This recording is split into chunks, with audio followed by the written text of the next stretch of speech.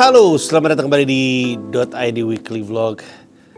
Saya hadir dengan setelan mensreya. Topi ini tidak dijual, ini cuma untuk pembeli tiket diamond di setiap kota. Ini merchandise eksklusif. Hoodie-nya bisa lo beli di Physical.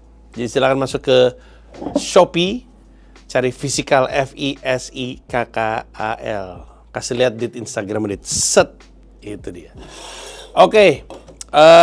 Selamat datang di .id Weekly Vlog. Kita akan bahas seperti biasa apa yang terjadi selama seminggu kemarin, dan mungkin yang kali ini menarik untuk beberapa orang karena lebih banyak pembahasan dari sisi gue sebagai direkturnya Comika. Karena sisipan CEO makin lama makin populer. Tapi sebelum gue mulai, gue mau mengajak penonton .id Weekly Vlog untuk mengucapkan selamat atas pernikahan Adit Alfian, a.k.a. Adit Balung, a.k.a. Adit Jawa, a.k.a. Adit Edit, a.k.a. Adit Premier Pro,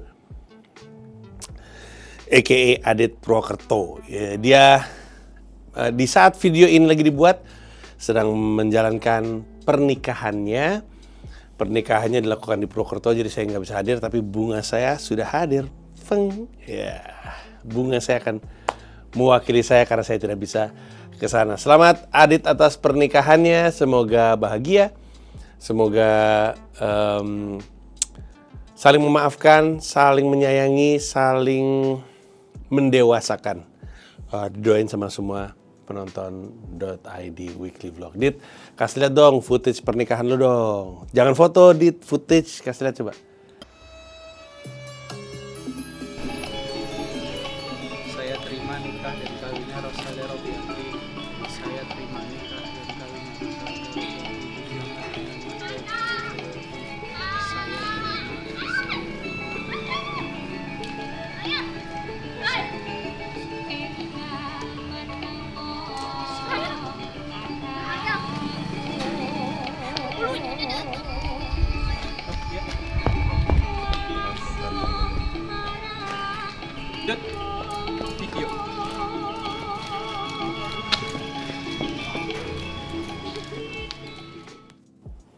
Mantap, terima kasih banyak.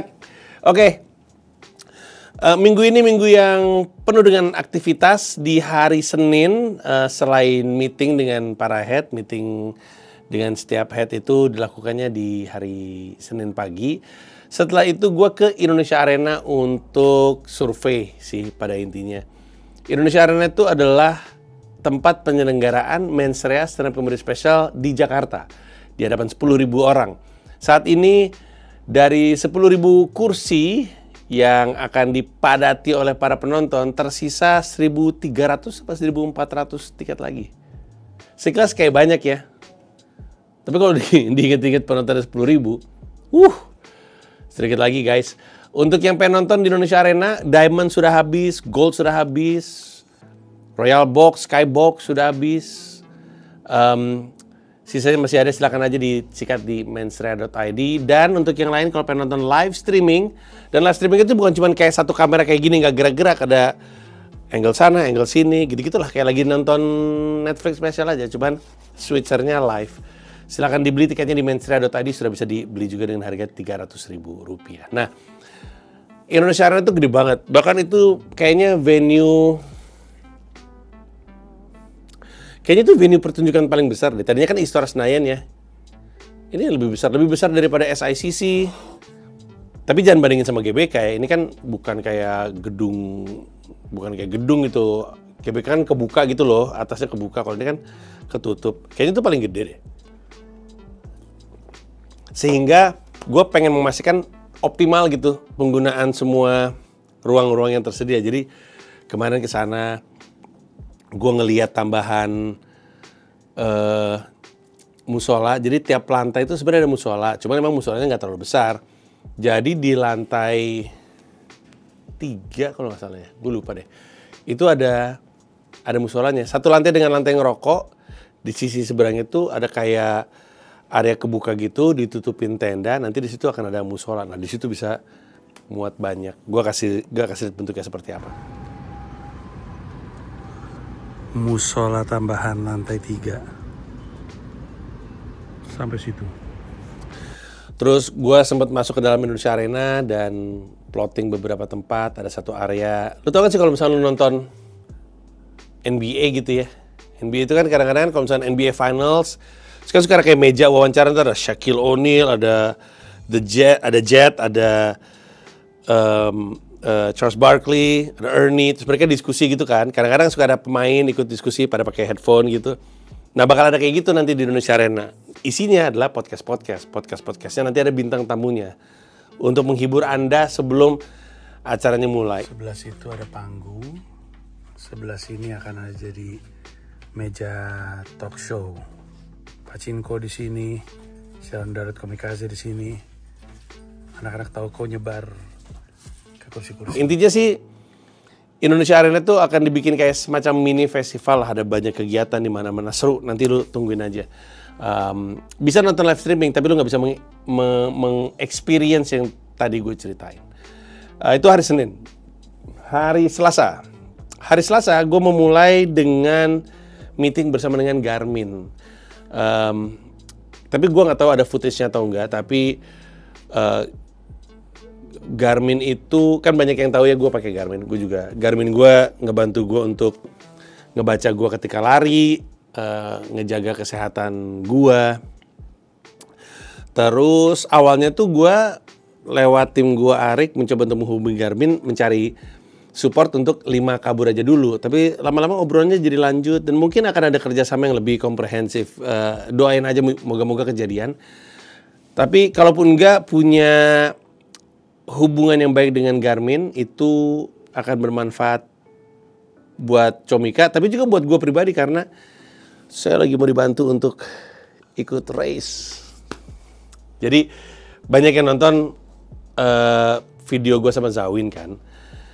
Gue nggak tahu di videonya Zawin itu disebut atau enggak, tapi gue ingat ketika gue naik gunung, apalagi mau nyampe ke puncak, terutama ketika di puncak, gue bilang sama Zawin, tahu nggak sekarang gue kepikiran pengen apa? Terus Zawin nanya, pengen apa? Mungkin dia mikir mau makan, kayak mau tidur, kayak atau apa, atau mau berak. Di tengah-tengah perjalanan naik gunung, gue tiba-tiba pengen race, pengen lomba lari gitu, pengen race gitu. Bukan cuma sekedar lari 7 kilo, 8 kilo, 10 kilo, gue bisa ngelakuin itu sendiri, gue pengen race. Gue tuh gak nyangka kalau gue kuat naik gunung Kawi pula, naik turun pula. Gue gak nyangka kalau gue kuat, dan gue jadi penasaran, gue tuh seneng dengan perasaan ini. Kira-kira kalau gue ikutan race, gue dapat perasaan seneng kayak gini lagi gak ya? Karena umur gue 45 tahun, I'm doing that for the first time. Dan secara fisik mumpuni. Dan bahagia, terus gue berpikir, mungkin kalau gue ikutan race, gue bahagia juga. Jadi kemarin gue ngobrol sama teman-teman dari Garmin, terus gue berpikir soal apakah udah waktunya untuk gue ikutan, nggak tahu half marathon, nggak tahu full marathon. Kalau mau full marathon persiapannya seperti apa? Nah karena Garmin kan banyak support acara lari ya, jadi mungkin gue jadi pengen lebih aktif lagi lari gitu dengan bantuan mereka. Nanti kita lihat lah. Tapi di hari Selasa gue senang sekali bisa ngobrol-ngobrol sama teman-teman dari Garmin di kantornya mereka pula. Dan kembali ke markas, gue bikin konten dengan Irgi. Nah, gue nggak tahu lu inget nama itu atau tidak. Tapi di Indonesia hanya ada 3 komika. Hanya ada 3 komika di Indonesia yang pernah stand up di depan 7.500 penonton. Panji Pragiwaksono, Marcel Widianto, dan Irgi. Irgi ini adalah komika dari stand up Indo Citerep yang menang lomba audisi opener lokal. Opener lokal adalah komika setempat yang ngebuka gue ketika gue tur ke sejumlah kota. Contoh, gue tur ke Semarang, gue bawa Semarang gue bawa siapa ya? Gue lupa. Alma kali ya? Lupa gue. Misalnya gue Denpasar deh.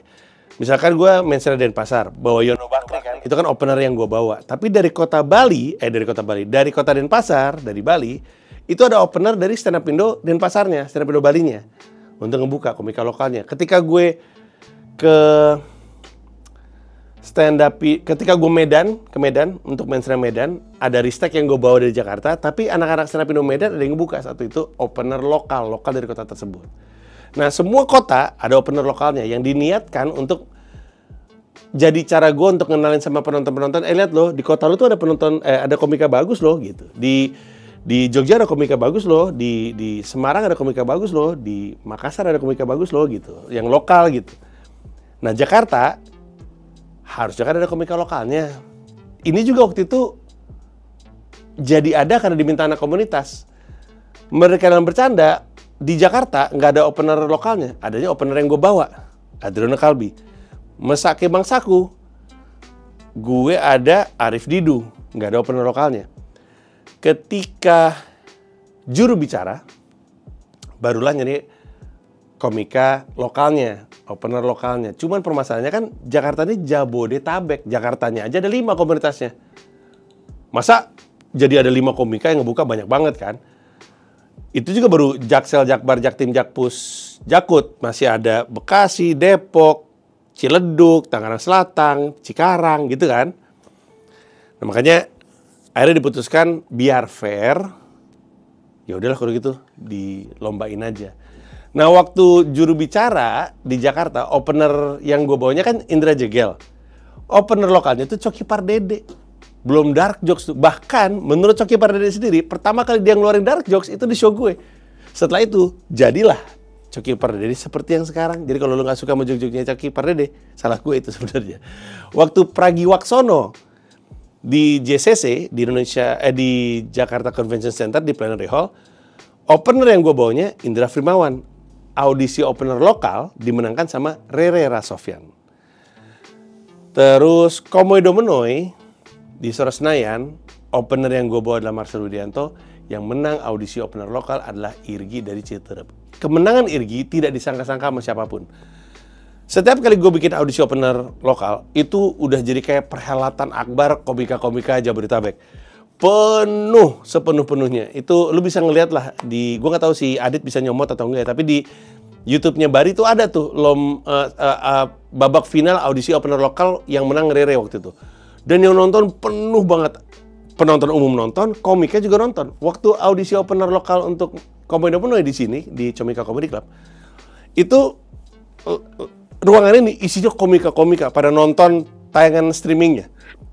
Saking serunya. Dan tahun ini kami akan buka lagi audisi opener lokal untuk Mensrea, yang berarti akan ada 1 komika dari Jabodetabek. Nggak bos sih, Jakarta, Bekasi, Depok, Tangerang Selatan, Cikarang, Ciledug, gitu-gitulah ya, Tangsel, yang akan ngebuka sebelum Dani Beler. Jadi akan ada 1 komika baru. Syaratnya mereka bukan juara suci soalnya. Ada komika baru dan muda yang akan memperebutkan tempat untuk manggung di Indonesia Arena. Nah, untuk itu perlombaannya akan dilakukan di Comika Comedy Club selama 5 minggu di bulan Juli adalah babak penyisihannya. Setiap hari Rabu di bulan Juli, lu bisa datang ke Comika Comedy Club untuk nonton. Tiketnya gue lupa 35 atau 50 ribu, gue lupa, untuk babak penyisihannya. Nanti finalnya di bulan Agustus. Gue jamin itu akan seru sekali, karena siapa yang nggak mau manggung di depan 10 ribu orang. Semua komika-komika ini dari setiap komunitas ini akan memberikan joke yang terbaik di babak penyisihan. Di babak final mereka akan berhadapan dengan gue langsung di sini juga. Jadi total ada 6 hari Rabu. Tapi dimulainya di hari Rabu bulan Juli. Jadi kalau mau siap-siap aja, informasinya pasti ada di Comika Event Instagramnya atau di tix.comika tadi kalau mau beli tiketnya. Nah, Irgi gue wawancara karena dialah pemenang waktu Komodo Menoy. Terus gue wawancara dia untuk mencari tahu masih ingat nggak momennya seperti apa. Karena Citerep gitu, siapa yang tahu komika dari Stand-Up Citerep? Stand-Up Jakut lu tahu, Marcel dari Jakut, Rahman Afri dari Jakut. Stand-Up Jakbar tahu lo, Erwin, Rigen, Frimawan, Bekasi ya Awe, Bintang BT, banyak jago. Depok ada Andri Sakti, Coki Pardede, Viko Fariza, Rispo. Citerep. Tapi emang audisi opener lokal tuh ajaib. It's just one magical night where if you give your best, manggung di depan 10.000 penonton Indonesia Arena adalah imbalannya. Jadi ini akan seru gila. Nantilah lu cek aja informasinya nanti di Comika Event. Itu hari Selasa. Hari Rabu oh hari Rabu ada keroyokan. Keroyokan itu tadinya keroyokan itu adalah nama open mic untuk latihan crowdwork. Crowdwork itu istilah yang lebih lazimnya adalah riffing. Interaksi dengan penonton, mencoba untuk menciptakan kelucuan dari penonton.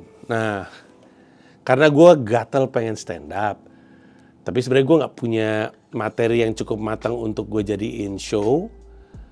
Gue pikir gue mau bikin crowdwork kah, pengen bikin acara di mana gue interaksi aja.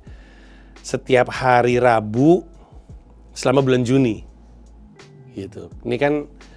Ini akan tayang tanggal 16. Berarti masih ada keroyokan tanggal 18 dan keroyokan tanggal 25. Lo bisa beli itu. Yang tanggal 18 di hari ulang tahun gue lagi, jadi pasti akan seru. Nah, keroyokan itu, bayangin sejam, gue tuh bener-bener menciptakan kelucuan dari penonton. Sumpah, edisi perdana kemarin lucu gila. Gue mau masukin satu momen interaksi antara gue dengan seorang ibu-ibu asal Cilegon yang tektokan sama gue sampai pecah banget. Gue akan coba masukin sini, nanti Adit akan masukin. Apa zodiak ibu?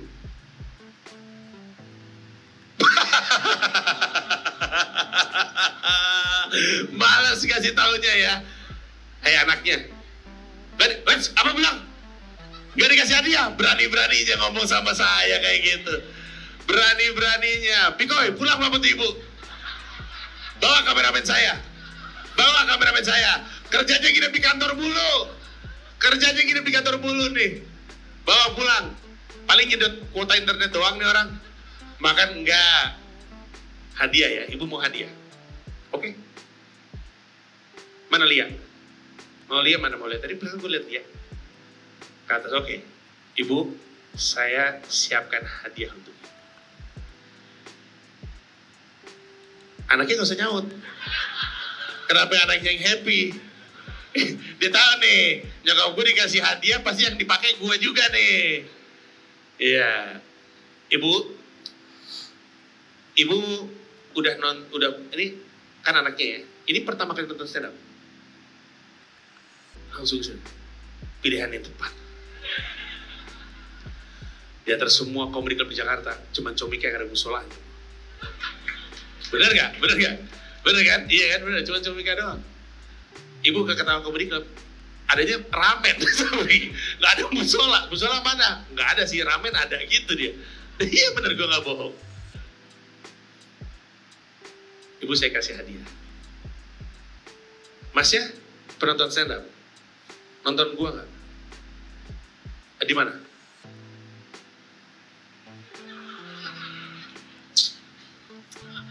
Kayaknya YouTube lebih ke menatap deh, menatap layar itu mah. Gue kasih tiket mensrea mau. Gue kasih tiket mensrea. Ibu kasih tahu saya zodiak ibu, dua-duanya dapat tiket nonton mensrea. Zodiaknya apa? Virgo, dua-duanya dapat tiket untuk nonton mensrea Makassar. Gokil, tepuk tangan. Tepuk tangan Bu, Makassar. Untuk ibu. Ya, tiketnya saya kasih.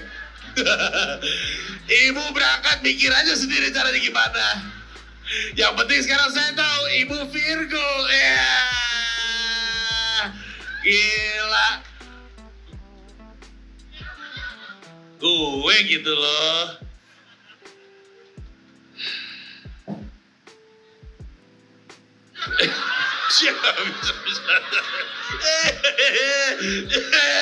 Bisa Virgo. Kita kan mau ke Makassar ya. Emang saya tiap hari bangun di Makassar. Kan belum tentu matching tanggalnya. Tanggal berapa ibu mau ke Makassar? Tunggu dulu. Tergantung saya manggungnya kapan ya. Oke, ibu pilih bulan dah. Ayo, ibu pilih bulan. Ibu mau bulan apa? Ih, emang ibu kalau misalkan beneran saya kasih tiket, ibu beneran mau berangkat ke Makassar? Langsung ke Sulawesi Tenggara. Ada project.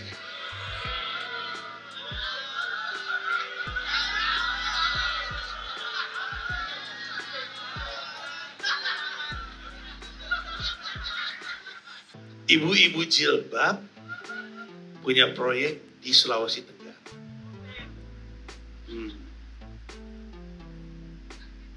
Tar dulu.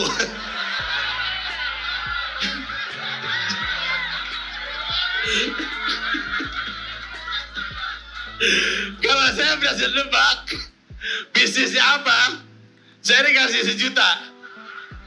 Bener ya? Apa saya nebaknya bener tapi ibu ngeles, awas loh. 2 juta. Kasih lihat dulu duitnya, kasih lihat dulu duitnya. Kasih. Hah?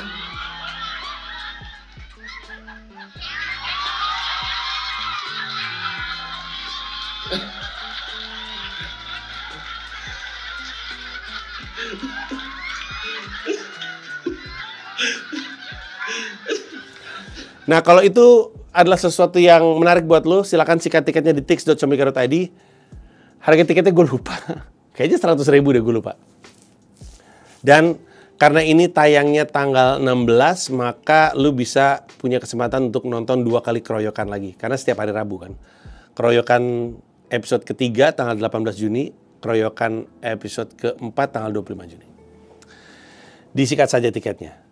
Nah, intinya kan keroyokan itu adalah menciptakan kelucuan. Kayak, lu tau crowdsource, lu tau istilah crowdsourcing nggak? Crowdsourcing, jadi kayak mencari sumber dari kebanyakan orang itu, dari crowd gitu.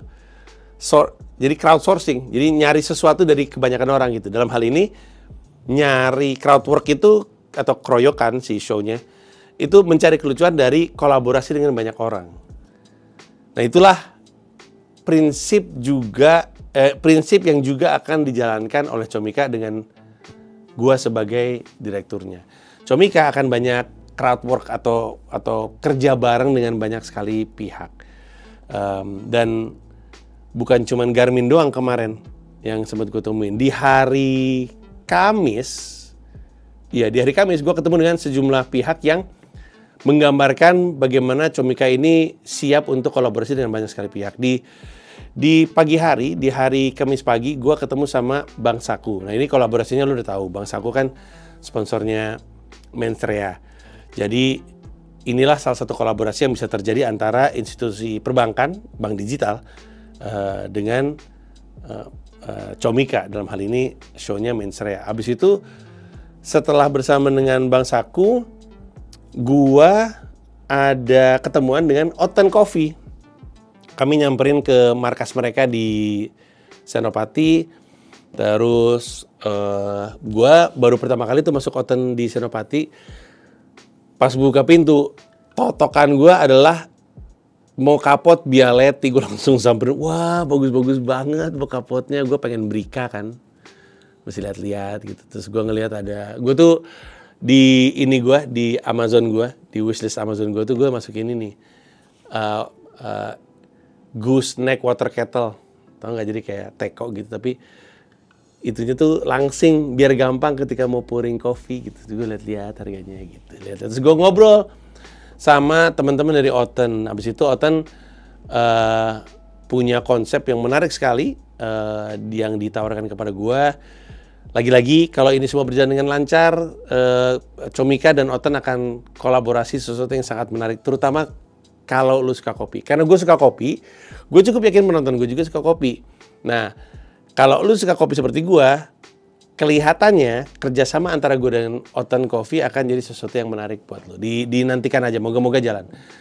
Abis dari situ, gue geser ke arah Kuningan karena ketemu dengan Pak Hermawan Kartajaya dari Mark Plus. Nah, hubungan gue dengan Pak Hermawan ini udah berjalan begitu lama. Gue dengan Pak Hermawan udah kenal dari tahun mungkin 2009-2010 sih kayaknya. Di mana beliau pertama kali terpapar dengan Panji yang juga seorang marketer, dan gua banyak belajar dari Pak Hermawan, terutama dari buku-buku beliau. Sejak 2009-2010 gua tuh udah sering kolaborasi dengan Pak Hermawan. Belum ada Comika saat itu, gua masih nge-rap bahkan. belum bener-bener stand up. Stand up gue baru start di 2010 dan stand up Indo kan meledaknya di 2011. Nah kemarin gue nyamperin Pak Hermawan, ngobrol-ngobrol, ngelihat marketer yang udah jalan begitu panjang. Gue sempat mampir juga ke Museum of Marketing, tepatnya Philip Kotler Museum of Marketing with Hermawan Kartajaya. Ini dua-duanya nama besar di marketing. Philip Kotler adalah guru besar marketing dunia. Kalau lu kuliah marketing, diktat lu kan bukunya Philip Kotler tuh. Gue tahu karena gue juga punya. Ada nggak ya di sini? Gue tahu gue juga punya karena gue nggak kuliah marketing, jadi gue beli diktatnya aja untuk gue pelajari sendiri. Pak Hermawan bisa jadi adalah orang nomor 1 di dunia marketing di Indonesia sejak gue nggak tahu berapa lama, beliau usia 78 tahun. Marketing ya bukan cuma sales, karena nama besar di dunia sales banyak nih, tapi nama besar di dunia marketing nggak banyak. Pak Hermawan adalah salah satunya. Jadi gue ketemu sama beliau, bikin konten dengan beliau, ke museumnya beliau, dan museumnya keren sekali. Keren. Gue sangat menyarankan orang kalau lu suka marketing atau lagi belajar marketing, pergi deh ke sana. Lu tau Kokas kan? Di sampingnya kan ada kantor tuh, ada gedung kantor. Nah itu lu naik ke lantai 8. Museumnya di situ. Lu bukan cuman belajar marketing, tapi lu ngelihat marketing diajarkan dengan begitu canggih. Gue lebih kesenang ngelihat bagaimana museumnya aja. Keren banget deh. Dan diingatkan lagi soal teori-teori marketing. Abis itu gue sempat ngobrol sama teman-teman dari Marketeers. Marketeers adalah medianya.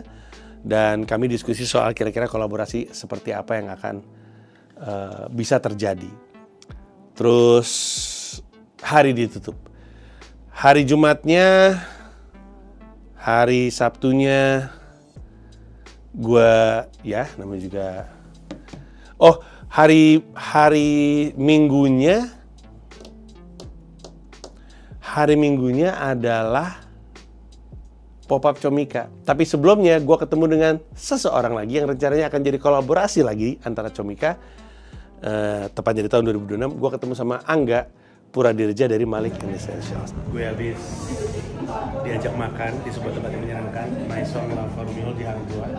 Tapi juga gue mau dijadiin personel Malik and Essentials.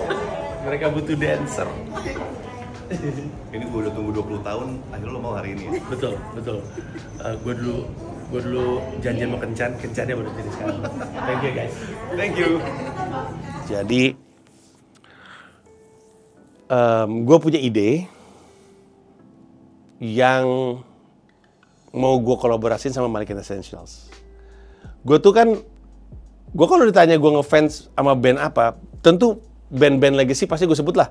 Nggak mungkin gue nggak nyebut Gigi, Dewa, Slang, itu pasti lah. Itu band legacy lah, itu pasti. Shilon Seven itu pasti.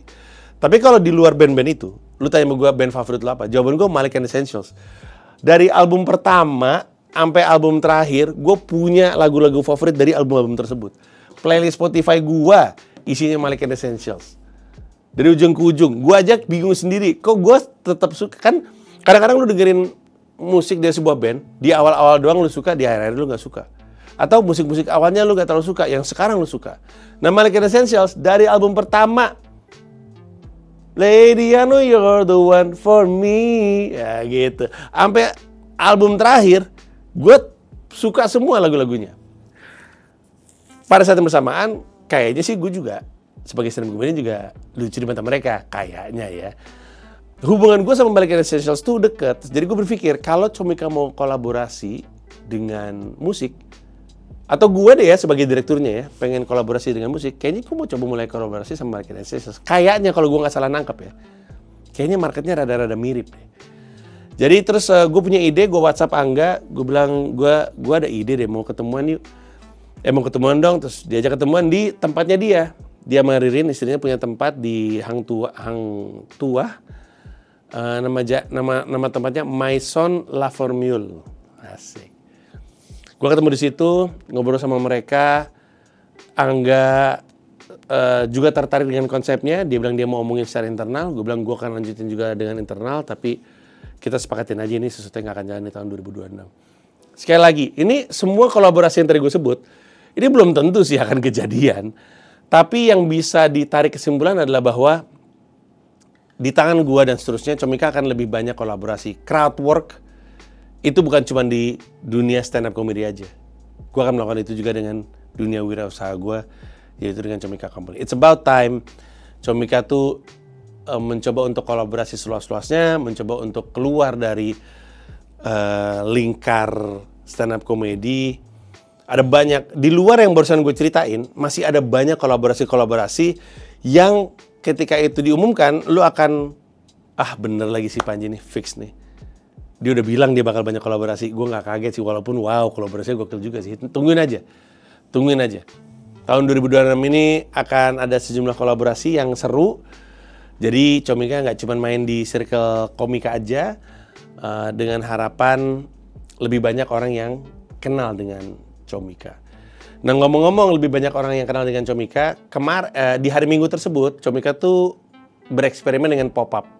Pop-up itu kan secara prinsip adalah kami mencoba untuk muncul keluar, berada di sebuah tempat di luar markas Comika, dan mencoba untuk berinteraksi, memperkenalkan Comika kepada halayak umum. Kemarin kami kolaborasi dengan Bagi Kopi di Kalimalang, tempatnya lucu banget. Dulunya sekolah, sempat SD, sempat SMK. Terus jadi kedai kopi, namanya Bagi Kopi Kalimalang. Terus kami coba untuk bikin pop-up di situ, bikin activation berupa tiket murah, terus lomba lookalike Panji, pemenangnya mirip banget sama gue sumpah. Terus ada meet and greet, eksperimen aja, nggak mencoba untuk gila-gila banget, tapi tadi gue baru aja meeting evaluasi soal pop-up Comika dan kami nggak sabar untuk bikin pop-up Comika lagi dan mungkin akan kolaborasi kayak mungkin sama Bagi Kopi lagi di tempat lain-lain atau mungkin di tempat-tempat lain lagi. Tapi ya itulah bentuk kolaborasi dan mungkin itu akan jadi karakteristik Comika di tangan gue ya. Akan ada banyak kolaborasi yang terjadi. Nah, ngomong-ngomong soal gue sebagai CEO, sekarang saatnya sisipan CEO. Treng, anjay. Yuk kita baca pertanyaan-pertanyaan yang masuk. Ada beberapa pertanyaan nih. Ada yang seperti biasa kita baca 3 pertanyaan, tapi nanti gue bacain satu yang sifatnya kayak masukan. Kita mulai dari Mamano K5916. Pertanyaan untuk sisipan CEO, apakah ada keuntungan selain ilmu bagi komika daerah kalau masuk sekolah pecahkan? Misal kalau bagus nanti dibikinin show atau gimana? Terus yang kedua, mau tanya apakah sekolah pecahkan ada beasiswanya?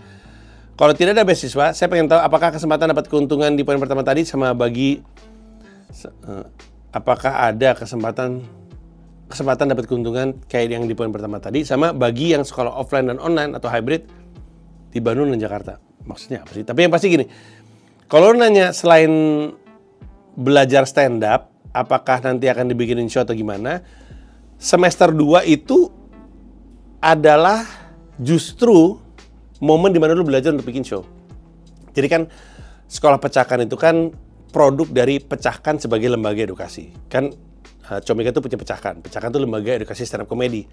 Produknya banyak, ada buku, ada seminar, ada webinar, ada dalam hal ini sekolah. Sekolah Pecahkan itu lu belajar stand up 1 tahun penuh, 2 semester. Semester 1 diktatnya Pecahkan volume 1. Ada nggak sih di sini? Semester 2 itu Pecahkan volume 2. Pecahkan volume 1 itu basic stand up comedy. Lu belajar basic, belajar nulis joke. Pokoknya dari joke pertama sampai dengan dapat job pertama. Kalau di semester 2 itu diktatnya Pecahkan volume 2 dari job pertama ke special pertama. Nah, jadi ketika Pecahkan volume 1 atau semester 1 lu belajar basic, di semester kedua lu belajar berkarir. Salah satunya dibimbing soal gimana cara bikin show. Nah, sekarang kan lagi jalan semester 2. Murid-murid semester 2 pada bikin show. Mereka jadi ada Pecahkan Fest di mana 1 hari ada 3 show, ada 2 hari. Mereka belajar untuk bikin perhitungan, mereka belajar untuk ngejual tiket, mereka belajar untuk promo, mereka belajar untuk bikin show-nya yang bagus seperti apa. Dan nanti yang paling oke bukannya tidak mungkin IP-nya akan diduitin sama Comika, dijadiin sesuatu dan mungkin jadi tayangan di Comika ID. Jadi memang ada. Apakah ada beasiswa? Ada beasiswa. Cuman gue lupa beasiswanya tuh potongan apa segala macam. Ada lu cek aja di Instagramnya Pecahkan, comika.pecahkan. Biasanya mereka selalu kasih tahu ya.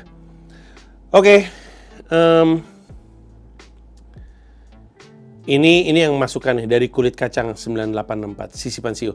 Di buku Sapiens-nya Yuval Noah Harari, sempat disinggung kalau manusia punya magic number of cooperation. Dikatakan kalau manusia bisa bekerja sama dengan baik, walaupun dengan minim arahan jika jumlahnya kurang dari 150 orang. Selama mereka punya imajinasi yang sama, sebuah kelompok bisa terus kerja sama untuk mencapai tujuan bersama. Yuval mencontohkannya menggunakan perusahaan Peugeot di Prancis. Yang mau ditanyakan adalah, ini pertanyaan nih, apakah pertumbuhan Comika yang sempat terlalu cepat ada hubungannya, ini pasca pandemi ya, ada hubungannya dengan kesulitan mengontrol jumlah orang yang terlalu banyak atau budaya perusahaan yang saat itu ada belum bisa mengakomodir imajinasi semua orang untuk mencapai tujuan bersama? Ya kurang lebihnya iya. Tumbuh terlalu cepat membuat kami nggak siap untuk mengelola tim sebesar itu karena makin besar juga permasalahannya, besar permasalahan komunikasinya. Tapi pada saat yang bersamaan, waktu gue tinggalin Comika, kultur Comikanya itu belum ajek.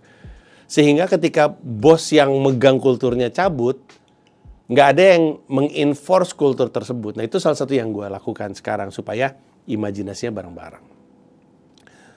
Terus,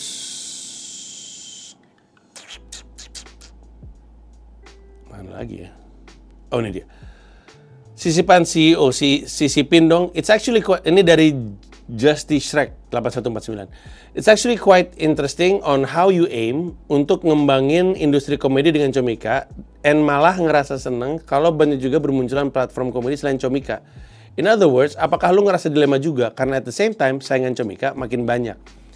It just caught my attention karena ini business wise, lu malah mengharapkan munculnya banyak saingan bisnis Comika while it actually builds the industry as well. What's your actual reference in this kind of business model, Bang? Thank you. Iya, jadi kayak yang gue jelasin, di satu sisi kalau ditanya kompetitor atau enggak, ya agak kayak kompetitor, tapi kalau kita ngomongin spesifik Comika ID, is it really? You know, is it really kompetitor? Kayak HHH punya digital download. Tapi apakah HHH adalah kompetitor Comika ID? Sebenarnya kan enggak. HHH walaupun jual konten digital, dan Comika juga menyediakan konten digital, tapi HHH tuh menyasar fans dari manajemen HHH. Sementara kan Comika kan menyasar penikmat stand up comedy Indonesia. Ini dua-duanya tuh marketnya beda. Jadi secara tayangan secara produk kayak pesaing ya, tapi marketnya beda. Kebayang nggak?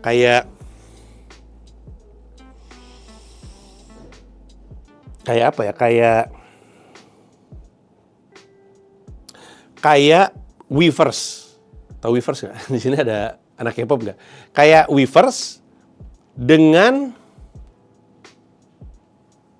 enakan mana nyebutnya? Enakan OnlyFans atau enakan Patreon? Dengan Patreon lah. Weverse sama Patreon. Dua-duanya adalah platform untuk memberi hubungan langsung antara pekarya dan penikmat karyanya. Bedanya Patreon untuk masyarakat umum. Weverse adalah untuk yang ada di bawah manajemen, apa tuh Weverse tuh? Ya BTS dan kawan-kawan lah gitu. Jadi kalau dibilang kompetitor atau enggak. Mungkin kalau Patreon sama OnlyFans rada kompetitor. Tapi kalau Weverse sama Patreon tidak. Nah inilah platform digital downloadnya HHH Corp dan Comika.id. Is it really competing against each other? I wouldn't say so. Apalagi mereka kan digital download, kami kan streaming, udah pasti berbeda. Namun harapannya adalah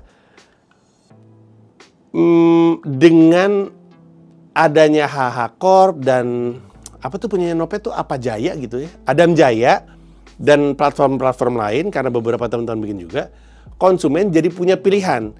Dalam konteks itu jadi memang kerasa kayak kompetisi yang mana adalah bagus karena ketika ada pilihan orang jadi bisa bilang oh gue sih Comika sih. Oh gue sih Adam Jaya sih. Gue gak perlu lah Comika, gue HH Corp aja karena gue ngefansnya sama, kebetulan gue ngefansnya sama G, sama Bene, sama Soleh, gitu-gitu loh. Nah, pada akhirnya bayangin transaksi yang terjadi di setiap platform tersebut. Kalau cuma Comika ID, sekilas, wah menang nih Comika ID. Tapi lu bayangin transaksi yang terjadi di sini.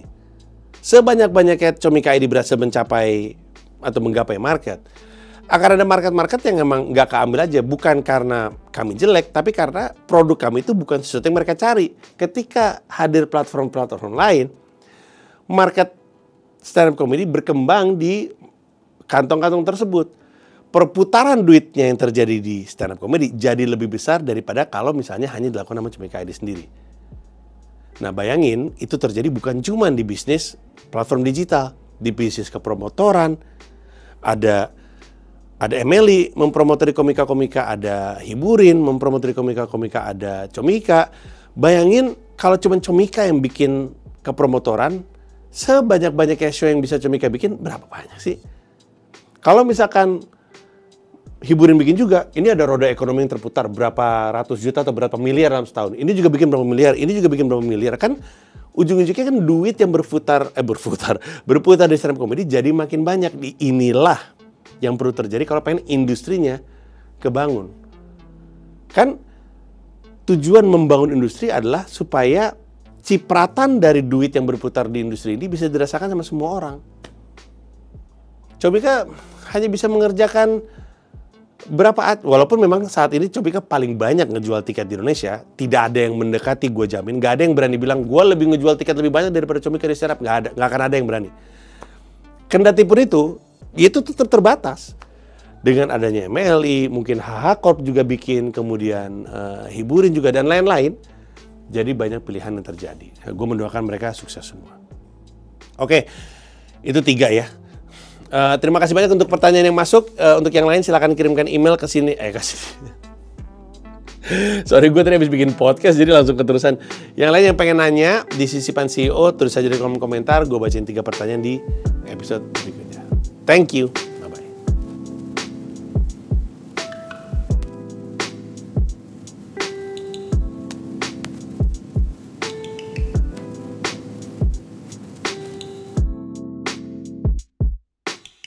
Terima kasih banyak udah nonton video YouTube gue. Mau mengingatkan bahwa di YouTube gue tuh ada membership program, di mana kalau lu jadi bagian dari member, lu bisa mendapatkan akses terhadap video-video eksklusif hanya untuk member yang nggak bisa ditonton oleh orang lain. Ada 3 level, paling murah adalah 1 paham Rp30.000 sebulan, kemudian 1 rasa Rp125.000 sebulan, lalu 1 jiwa Rp1,5 juta sebulan. Masing-masing ada manfaatnya sendiri, lu bisa cek di YouTube gue, tapi yang pasti dari level 1 paham yang paling murah, lu bisa nontonin video-video gue stand up di New York, lu bisa nontonin konten Sila di mana gue beropini politik, dan lu bisa dengerin siniar Hiduplah Indonesia Maya. Terima kasih banyak. Adit, gue lupa Dit, Selasa masukin. Selasa malam gue premier GJLS ibuku, ibu-ibu, hampir gue lupa. Jadi di hari Selasa malam, setelah apa tuh? Setelah gue ada meeting, konten sama Irgi, gue berangkat ke Sensi untuk hadir di gala premiernya GJLS ibuku, ibu-ibu. Tentu ketika sahabat-sahabat stand up Indo saya bikin karya, bikin film, ya kan gue pengen support, apalagi pas gue lagi bisa. Berangkatlah gue ke sana. Gue berangkat bareng Bari sama Erwin. Mereka habis bikin Pachinko di sini. Berangkat ke sana. Ketika nyampe sana penuh gila sih. Sensi itu emang udah pasti bottlenecking, karena kan bioskop 21-nya itu kan di food court. Jadi food court rame, orang mau ke situ rame, jadi rame banget. Premiernya sama lucunya dengan filmnya sebenarnya, karena ya seperti biasa dipanggil semuanya kan, sutradaranya Monty Tiwa, pemainnya Mas Indra Yudhistira, dari sisi produsernya juga hadir. Gue kasih sedikit tips saja ya. Kalau lo dihubungin Indra Yudhistira dan dia ngajakin lo ikut sebuah project, iyain aja. Apalagi kalau projectnya ada hubungannya sama komedi, iyain aja. That man never miss. Dialah yang waktu itu ngajakin gue terlibat di Suci. Dialah yang waktu itu ngajak gue terlibat di Suca. Dialah yang waktu itu ngajak gue terlibat di G-Confest. Dialah yang waktu itu ngajak gue terlibat di apa tuh si peci merah? LOL Indonesia. Pokoknya setiap kali Mas Indra Yudhistira ngajakin ikutan sebuah project, gue pasti ikut. Lu harusnya ikut. Apalagi kalau ada hubungan sama komedi, ikut aja. Karena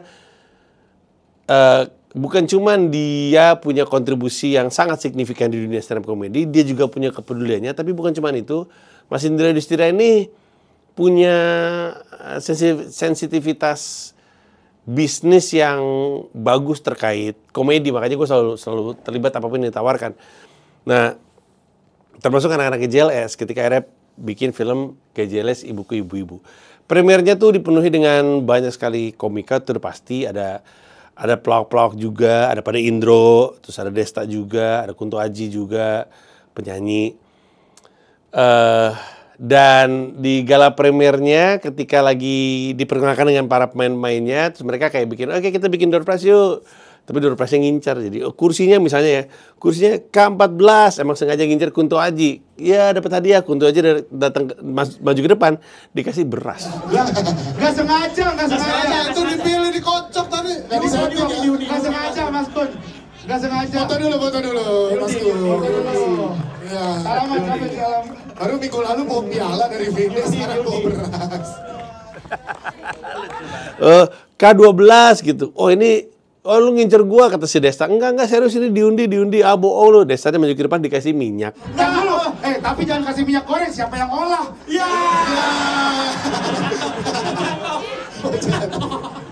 Selamat Pak Desta. Selamat ya, Pak Desta ya. Selamat. Ada topi ya? Wih. Bukan. Foto dulu. Goblok Maaf ya Pak Anies. Buat nabung Pak Anies, siapa tahu ada kebutuhan. Dapat. Foto bareng Pak. Makasih, lagi nggak punya kerjaan. Jadi dari sisi bukan preskon ya, maksudnya si gala premier dari sisi penyelenggaraannya aja udah lucu. Mas Anies dapat celengan ayam lah, banyak yang lucu-lucu. Tapi filmnya guys, kalau lu suka film komedi dan lu pengen ketawa aja, bukan ketawa kayak mendarat-darat kan, ada ketawa tapi ada aduh ternyuh gitu, aduh shock gitu ya. Kalau GJLS Ibuku Ibu-Ibu tuh tepat sekali kalau lu pengen ketawa aja. Ketawa aja, filmnya lucu banget. Tapi yang membuat film ini spesial adalah keberanian, dan gue sebut berani, untuk mereka nabrak kaidah-kaidah perfilman dengan naruh bloopers yang biasanya ditaruh di credit title di dalam film. Bloopersnya di dalam film. Jadi misalkan gini, misalkan ada adegan Regen marah sama Rispo. Gimana sih Rispo? Kenapa lo kayak gitu kelakuannya? Terus Rispo ngomong sesuatu, terus apaan sih lu Gen? Terus mereka ketawa, bloopers dong. Terus cut, diulang lagi kan adegannya. Terus ketawa lagi, bloopers dong. Terus udah aja gitu sampai bloopersnya selesai, terus baru ngelanjut lagi ke filmnya. Gue nggak pernah ngeliat itu sebelumnya. Katanya di sinetron pernah ada, di sinetron Indonesia. Tapi di film kayaknya belum pernah ada. Pas gue ngeliat itu, gue ketawa. Gue ketawa karena orang tolol macam apa yang naruh bloopers di tengah-tengah film. Dan lucunya bekerja dengan baik. Cerita gue tadi kan kayak nggak lucu ya. Lu mungkin dengernya kayak, apaan sih nggak lucu dah gitu. Tapi sumpah lucu banget.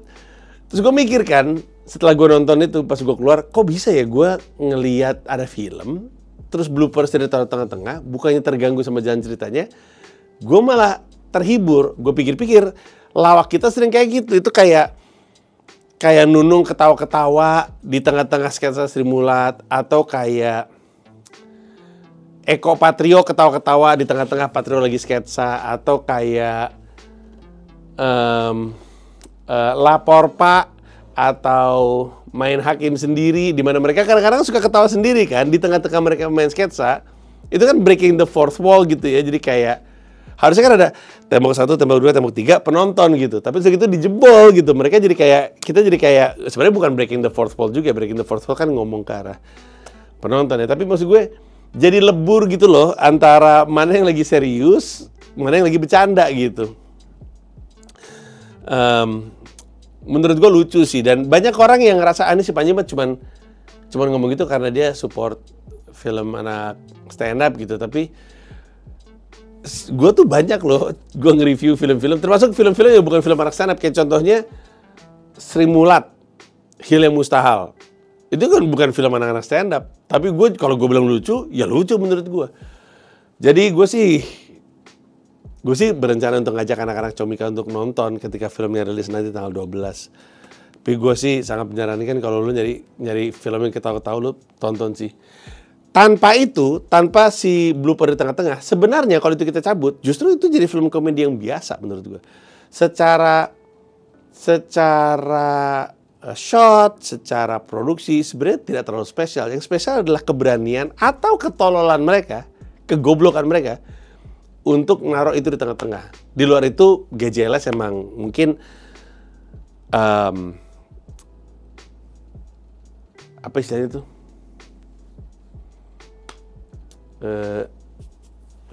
Apa istilahnya kalau misalkan mereka udah ngejel bareng? Bentar, kasih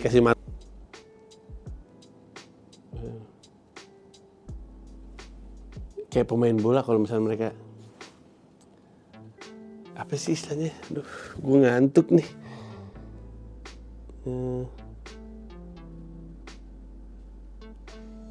Gue penasaran. Gue pasti bisa menemukan katanya tanpa harus nge-google.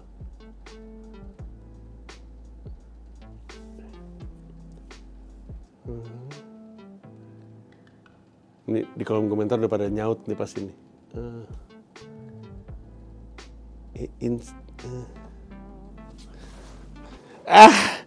Aduh, kenapa sih gue kalau ngantuk suka hilang kata-kata?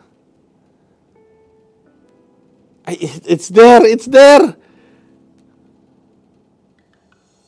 It's almost there. I can feel it. I can see the word.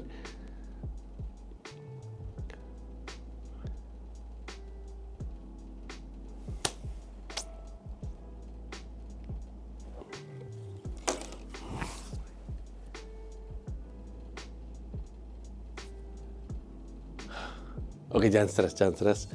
You can find the word. You can do this.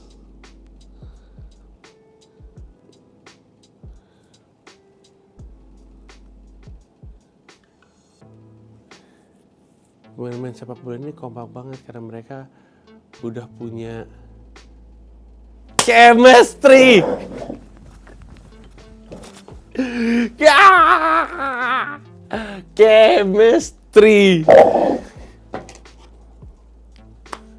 Chemistry mereka bagus. Jadi, tontonlah GJLS Ibuku Ibu-Ibu. Gue apresiasi semuanya, penyutradaraan, timnya gue apresiasi, GJLS-nya gue apresiasi, semua pemain-pemain yang terlibat gue apresiasi. Gue juga mau mengapresiasi lead perempuannya di film ini. Gue tapi minta maaf, gue lupa namanya siapa. Yang jadi karakter utama perempuannya. Mungkin sekilas orang berpikir, atau mungkin bahkan dianya sendiri ya berpikir bahwa ini kayaknya nggak mungkin bukan film yang tepat untuk gue showcasing acting skills gue, tapi pada kenyataannya dia sangat berhasil dalam menunjukkan range-nya sebagai seorang aktor. Bagus mainnya, bagus. Gue lagi berpikir-pikir, gue bikin video review spesifik ya. Mungkin gue bikin review spesifik, gue breakdown satu persatu per elemen film tersebut. Tapi nonton GJLS Ibuku Ibu-Ibu.